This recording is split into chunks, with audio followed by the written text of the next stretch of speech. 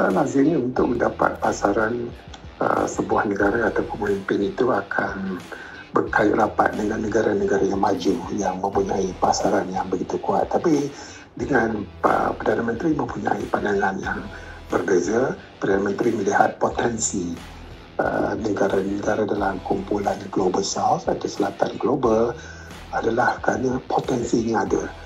Di mana bukan saja potensi sebagai pasaran satu perkara, tapi potensi di mana kita dapat menyumbang teknologi Malaysia yang kita miliki sekarang ni yang diperlukan oleh negara-negara di Afrika ni, dan tak dapat dinafikan Afrika ni memang berkembang dengan pesat.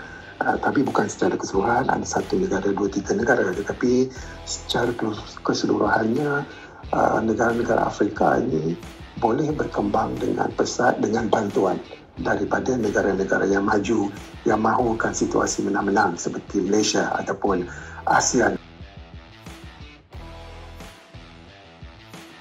Malaysia sebagai pengerusi ASEAN telah meletakkan asas bahawa yang paling penting adalah kita berada dalam keadaan neutral, iaitu tidak memihak kepada Barat, tidak sangat memihak kepada China Timur umpamanya, tetapi mahu berkawan, bergeopolitik, berdagang dengan semua negara, walaupun negara-negara tersebut berseteru antara sesama sendiri. Dan kerjasama strategik yang paling penting yang boleh Malaysia sumbangkan adalah teknologi, infrastruktur ataupun pendidikan sekalipun, ataupun telekomunikasi. Kita ada kemampuan itu dan negara Afrika memerlukan bantuan dalam hal itu. Jadi saya melihat ini adalah kerjasama strategik yang boleh menimbulkan situasi menang-menang antara satu sama lain.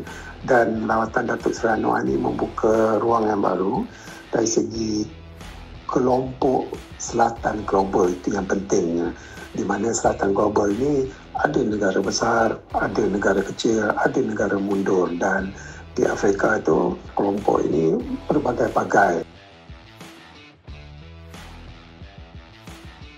Ini membuka ruang baru, kerjasama baru, di mana negara dalam kelompok selatan ini dapat memberi bantuan di antara satu sama lain. Dan paling menarik, dalam Global South ini juga ada yang berada dalam BRICS seperti Afrika Selatan dan juga G20. Nah, selama ini kumpulan ini, kelompok ini disisihkan, tidak sangat dipandang sebagai negara ataupun kelompok yang penting. Dan betul, ini adalah bukan saja untuk menaikkan aktiviti dagang antara satu sama lain di kalangan Global South ini, tetapi juga menaikkan imej Malaysia sebagai negara kecil dan juga sebagai negara Islam yang dapat memupuk situasi menang-menang walaupun kita sebuah negara yang kecil. Jadi itu imej yang cuba dipamerkan dalam hal ini.